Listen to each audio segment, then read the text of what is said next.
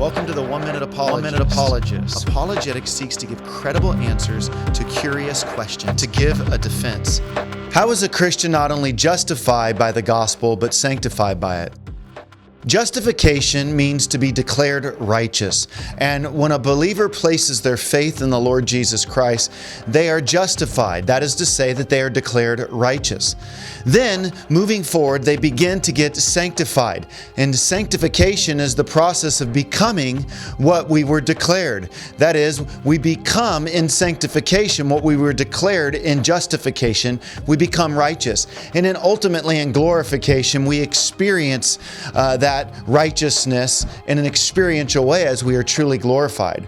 However, when it comes to justification and sanctification, we need to realize that the whole process of the gospel belongs to the believer in not only for getting saved, but also in being saved. It's been said before that we are saved, we're being saved, we will be saved. And our righteousness, as we become righteous, we do so by hanging out around the gospel. You see, the gospel is for believers as well. It's not just this point whereby you get saved and then we go tell others about Jesus. Rather, we do tell others about Jesus, but we still need the gospel. So as we hang out around the cross, what ends up happening is the power of the cross, as we think about the cross and ponder the cross, we begin to grow in righteousness because the cross is the only thing that really frees us to love unconditionally, to forgive, to live in unifying, reconciled relationships with others, to experience peace, to experience joy.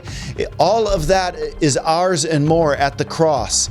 And when we get away from the cross and we move away from that gospel message, we slide away from the good news of life. And what ends up happening is we no longer are thinking and being empowered to live out forgiveness and kindness and be in reconciled relationships. We'll become bitter instead of kind. We'll become conditional in our love instead of unconditional.